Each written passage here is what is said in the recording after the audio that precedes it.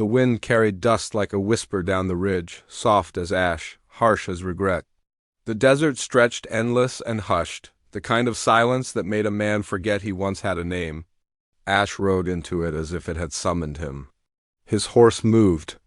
With the weariness of distance, and draped across the saddle behind him were two women, one slumped like a doll with broken strings, the other curled against the larger like a child.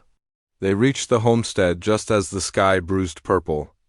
At the edges, a square of land held together by rusted hinges and old timber, tucked beside the dry bones of what once was a river. No smoke in the chimney, no voices. Just a woman in the window, still as stone. Ash dismounted without a word. He lifted the older woman first carefully, like she was glass, then the girl. He laid them on the porch, side by side, and straightened, stretching his back with the softest grunt. His clothes were worn, streaked in sand and blood and silence. He glanced once at the curtained window, then turned and walked away, slow, deliberate, toward the lean-to stable. Moriah Kestrel did not move right away. She had watched him approach from the rise, had seen the way the horse limped, the way. The man did not. She held the rifle across her lap like a part of her, not a weapon, but an extension of the life she had made since her husband's passing. 2 winters gone now, and still she had not put away his boots. Still she drank her coffee from his chipped enamel mug. When she stepped outside, the air bit cold despite the heat bleeding from the ground. The sun was nearly gone. She crouched beside the women, brushing dust from their cheeks. The girl breathed shallow, lashes fluttering like she was still running in her sleep. The older woman, aunt, maybe by the resemblance, was burned red. Across the forehead and lips, her dress torn at the shoulder. "They're alive," Moriah said aloud, voice flat, to no one. In the distance, a saddle creaked. Ash moved like a ghost, unstrapping gear, brushing down the horse with a bundle of sage, tying it off with quiet efficiency. He didn't look toward her, he didn't speak. Moriah narrowed her eyes. It was the quiet ones that unsettled her most. The ones who didn't beg, didn't bargain, didn't explain. But she didn't tell him to leave either. Something about the way he'd placed them on the porch, not thrown, not dropped, sat wrong in her chest. She lifted the girl first, surprised at how little she weighed, and carried her inside. The girl stirred but didn't wake. Moriah laid her on the old settee and covered her with her own wool shawl. The older woman came next, heavier, with pain etched into her bones. Moriah placed her on the cot by the stove, where warmth still clung to the stones beneath the ash. She stoked the fire without needing light. Her hands moved from memory. The kettle sang before long. A quiet tune, lonely and familiar. Through the crack in the window pane, she watched Ash squat near the water barrel and run both hands through. His hair, beneath the dust, the streaks of silver made him look older than he likely was, or maybe just honest. A coyote called from the ridge. The wind answered.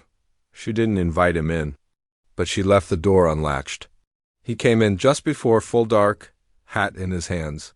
He stood just inside the threshold, boots rooted, dripping the last of the outside world onto her wood floor. The firelight caught the edge of a scar that curved down from his right temple, an old wound, the kind made by more than steel. Moriah nodded toward the table. "There's coffee." He didn't answer, but he moved, took the tin cup, sipped without ceremony, and sat by the door like a man waiting for a train that wouldn't come. The kettle sang again. The girl whimpered. In her sleep. Moriah didn't ask who they were or what had been done. Not yet. She just sat in her husband's rocker, fingers curled around her own cup, eyes fixed on the man who'd brought ghosts to her doorstep. Outside, the wind shifted. Somewhere beyond the hills, thunder cracked faint and low, like a drum sounding from the edge of memory. And inside, for the first time in years, Moriah didn't feel entirely alone, only watchful. And waiting. The girl woke in the blue hush before dawn, limbs tucked in tight, like she was trying to disappear into herself. Her eyes flicked open fast, wild like a colt's, and for a long moment she just stared at the ceiling beams, as though trying to remember where she was and who had left her there. Moriah had been waiting. She sat beside the fire, shawl over her shoulders, coffee cooling in her hands. When the girl stirred, Moriah didn't speak. She simply rose, poured water from the kettle into a cracked basin, and placed it on the small table by the settee. The girl flinched at the sound, slight though it was. Her fingers reached up, slow and shaking, to touch her swollen cheek. She whispered something, then 3 syllables, maybe 4 in dine. Her voice was hoarse, as if scraped raw from sand and silence. Moriah didn't understand the words, but she understood the tone. She had heard it in her own voice once, waking alone in an empty bed with snow falling outside the window, and a bottle still half full on the table. The girl didn't ask for food. She didn't cry. She sat up slowly, one eye nearly shut with bruising, and looked around the room like it might vanish if she blinked. Later that morning, the older woman awoke. Her breathing was rough, heavy in the chest, but her eyes were clear. She looked at Moriah, then the girl, and spoke her name Nolly. Her voice cracked like dry wood. Relief flickered between them. It had weight, but it wasn't joy. They said little for days. Just enough to learn they were aunt and niece. No names. For the men who left them, no place named but the crossing. A wagon train headed east. That's all they would say. That, and the words, they left us when they were done. Ash said nothing of it. He was a shadow in the daylight, a steady rhythm of sound, outside axe on stump. Nails into board, the scrape of a file against a blade. He came in only to eat, sometimes not even that. He slept in the barn or somewhere near it. Moriah never asked. He fixed the back hinge on the pantry door without being told. Cleared the dead branches from the roof. Sharpened the kitchen knives and returned them to their hooks. Once, Moriah caught him smoothing the splinters on the girl's cot with a piece of river stone. He moved with the grace of someone who knew not to startle the wounded. One afternoon, while looking for thread in the tall cupboard, Moriah opened an old tin box she hadn't touched in years. Inside lay a braid of her own hair, dark with time, tied with a strip of faded muslin. She had cut it herself, angry and raw. The night Elias rode off to fetch a wedding band from Santa Fe, he came back 4 weeks later with the ring, yes, but also with a 1,000-yard stare and a bottle he never let go of. He died 2 winters after, half frozen in the barn with the door wide open. Moriah had burned her wedding dress that same night, fed it to the stove like an offering, and left the tin untouched ever since. Now she stood with the braid in her palm, the memory coiled and quiet. She placed it back in the box and didn't cry. That evening Nolly helped set the table. She moved slowly, careful with every cup and plate, watching Moriah's hands like they might show her how to be safe again. When the wind picked up outside and rattled the window panes, Nolly flinched. Her aunt reached across the table and touched her wrist, just once. That was enough. Moriah offered the girl her old shawl, soft with years and mended at the corner. She didn't speak as she draped it over her shoulders.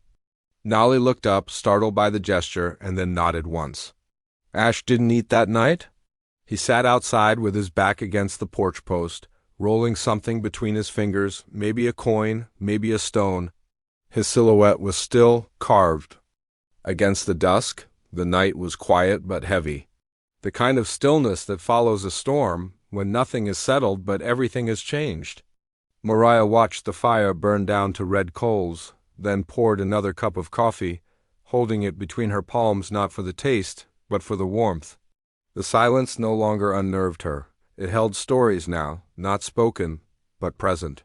Not healed, but breathing. She thought of the braid in the tin box, the dress that had turned to ash, and the stranger sleeping in the barn who never asked to be trusted but had, somehow, brought her a reason to open her door again. The storm came slow, like sorrow that had taken its time crossing the hills. It arrived just after dusk-black clouds massing over the southern ridge. The sky bruising from gold to iron, the wind changed first, sharp and sudden, rushing through the valley with a voice like an old wound. The horses shifted nervously in the lean-to. The chickens fell silent. The air was thick with the scent of wet sage and distant lightning. Ash stood on the porch, hat dripping, coat plastered to his back. He didn't move when the first crack of thunder split the sky. He only stared toward the far-off horizon, where the land dipped into shadow. Somewhere out there, something unfinished still waited for him. Moriah could see it in the angle of his jaw, the stillness of his body, like he was listening for footsteps that wouldn't come. Rain fell hard, sudden, fierce. It lashed the tin roof like nails. The boards of the house moaned under its weight, the wind pressing like a desperate hand against every seam. Inside, the hearth flickered low, but the warmth didn't quite reach the corners. Moriah found him still on the porch, soaked to the bone, hat forgotten at his feet. She brought a wool blanket and a dry shirt, but said nothing. He didn't reach for them, just gave her a glance distant, unreadable. She set the bundle beside him and lingered for a moment longer than she meant to. The rain roared between them, but something passed in that silence. Not comfort, not yet, but something closer to permission. She returned inside and closed the door gently, as if not to wake a child. The younger girl, Nolly, sat curled by the fire, her hands wrapped in the old shawl. Her aunt rested beside her, upright and quiet, eyes closed as if listening to something no one else could hear. A log cracked in the stove, scattering sparks, and then the girl began to hum a low, aching note that rose and fell like a wave. Her voice trembled, uncertain, but grew stronger as she sang. It was a morning song, Moriah guessed. No words she knew, but the meaning wrapped around the room like a second shawl. Grief without rage, memory without apology. The older woman joined in, her voice cracked with age and wear, but clear. Their harmonies didn't match, not exactly, but they wove together in a way that made the silence in the house draw back. Just a little. Moriah sat at the table and watched the flames. Her fingers curled around the chipped rim of her coffee cup, but she didn't drink. The song pierced something soft she thought had long since toughened into scar. She thought of her wedding dress, how it had burned bright for only a moment before falling into ash. She thought of Elias, drunk and staggering out into the blizzard, boots untied. And she thought of Ash, drenched and wordless, staring down the night like it might answer for him. Outside, thunder walked across the valley, heavy-footed and deliberate. Moriah rose slowly and lit the second lantern, the one she hadn't touched in years. It had belonged to her mother-in-law, a woman who used to say, "Leave a light for those still walking home." She placed it on the windowsill, let it burn. Hours passed, but no one spoke. Ash didn't come in. The girl sang until her voice fell. Silent from sleep, the older woman rocked gently beside her, humming the tune even after the words were gone. The storm raged, then softened, then faded into steady rain like a lullaby made of sorrow. At some point near dawn, Moriah opened the door again. The wind was tired now, the earth soaked. Ash was still on the porch, coat wrapped around him, the dry shirt folded neatly on the step. He didn't turn when she stepped out. "I lit the lamp," she said, not quite sure why. He nodded once, slow, a man who knew what it meant. She sat beside him. The porch boards damp beneath her skirts, the smell of wet wood in the air. They didn't speak, they didn't need to. The sky began to pale at the edges, a new day stirring, quiet and uncertain. And in the faint light that crept over the soaked land, Moriah realized this house was not a grave for what she had lost. It was a shelter, a stop along the way for the bruised and wandering. And somehow, in all its silence and dust and scars, it still had room for the living. The days lengthened under pale skies and the low hush of late summer. The storm had washed the land clean, but left something raw behind, like the skin beneath a scab. Sunlight returned slow, hesitant, dappling through cottonwoods and drying the porch planks in shifting patches. The girl Nolly laughed once while watching the hens chase each other through the dust, and Moriah had startled at the sound, as if a bird had flown into the house. Her aunt had taken to helping with the goats, gentle hands and quiet presence. She mended an old feed sack without being asked, stitching it tight with practiced fingers. Moriah watched from the window, not interfering but grateful. Ash rebuilt the chicken coop, replacing rotted boards with care, not speed.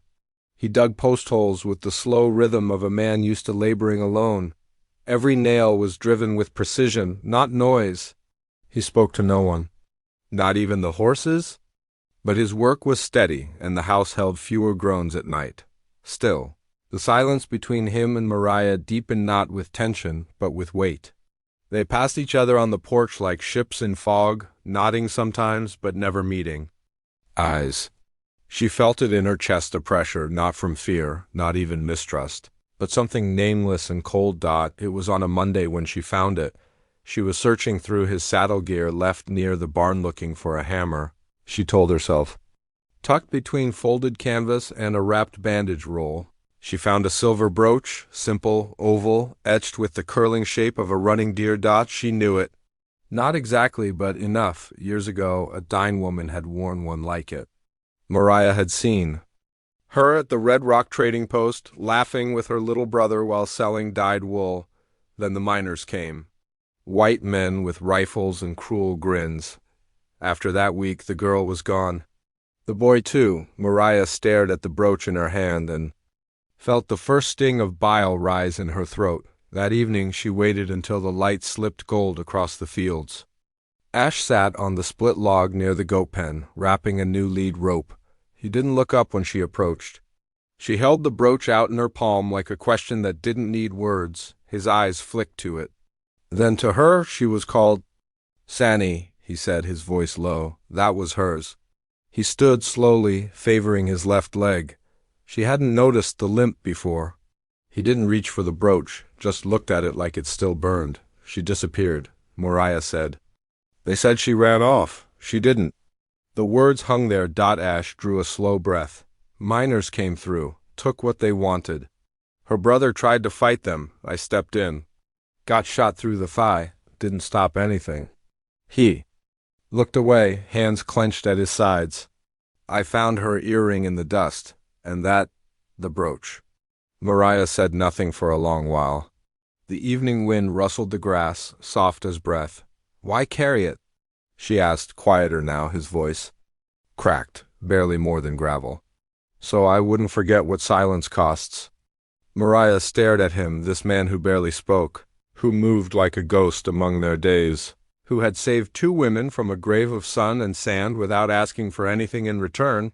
He was not who she feared, but neither was he someone she could trust blindly. He was a man marked by what he couldn't undo. She nodded, slow. Not forgiveness, not yet. But understanding. She closed her fingers around the brooch and handed it back. Then you keep it, she said. You're the one it weighs on.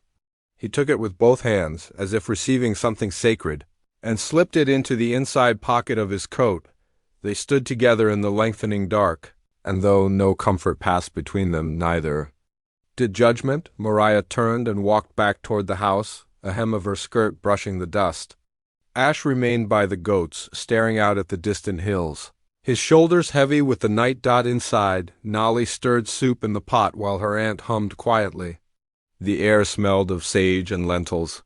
A soft peace had returned to the house, but it trembled like a flame that could still be snuffed. Moriah lit the lantern again and placed it on the sill. She didn't ask Ash to stay, but she didn't ask him to leave. The scent of rising bread filled the small house, mingling with wood smoke and the faint sweetness of boiling cornmeal. Nolly stood beside Moriah at the counter, flour dusting her sleeves, cheeks smeared white. Her hands moved awkwardly at first, stiff with memory and caution, but soon found rhythm in the dough. Moriah didn't speak much, only when needed. "Knead it like you mean it," she said once, watching the girl press into the soft mound. Like she was learning her own strength again. Her aunt sat in the rocking chair by the window, braiding Nolly's hair with steady fingers, humming as she worked. The braid fell long and dark down her niece's back, threaded with a strip of red cloth. It was a reclaiming, quiet and unspoken. Ash had taken to sleeping inside now, on the braided rug near the stove. He made no claim to comfort, just rolled his coat into a pillow and pulled a saddle blanket over his shoulders. The warmth, it seemed, belonged to all of them now. One night, after the fire had dimmed and the house settled into that hush that follows honest labor, Nolly rose from her cot, stepped softly across the floor, and curled beside him. Like a stray pup seeking heat, Ash didn't move, didn't even open his eyes, but something in the set of his jaw softened. From the cracked door of her room, Moriah watched the firelight flicker over them both. The silence no longer carried sharp edges. It was softer now, like a song held under breath. Later, when Nali had turned in her sleep and Ash remained still as stone, Moriah stepped from her room and walked to the corner where the old wool blanket was folded, the one that had belonged to Elias before the bottle took him. She stood there a moment, staring at it. Then she picked it up, crossed the floor, and knelt beside Ash. She laid the blanket gently over him. His hand shifted out from beneath the saddle blanket, brushing hers by accident.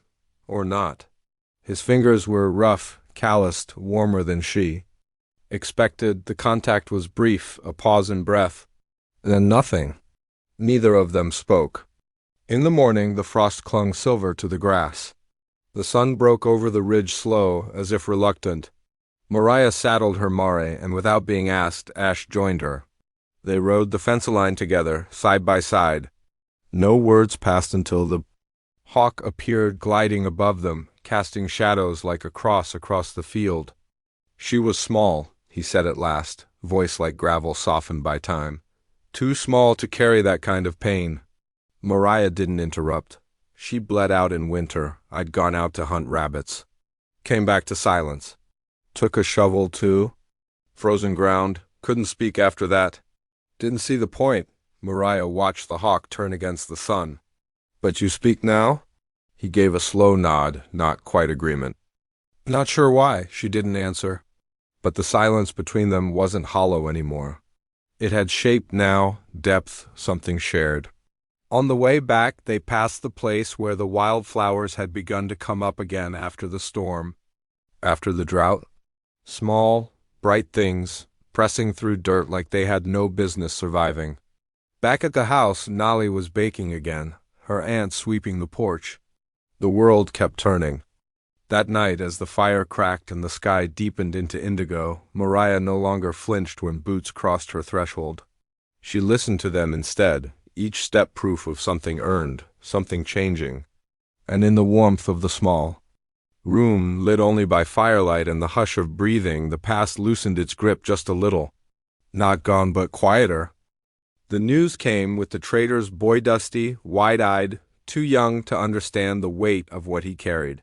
Said he saw them down by the old creek bed, just beyond Widow's Bend, 3 men, drunk and laughing, spending coin like they hadn't earned it. A broken wagon axle leaned against a sycamore like a tombstone. Moriah didn't ask how he knew.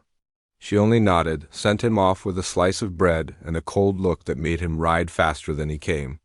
Ash was already saddling the horses when she stepped outside, rifle cradled in her arms. He didn't speak, just tightened the cinch and reached for the second bridle. The gesture was quiet, but it carried more than invitation. It was trust, maybe even belief.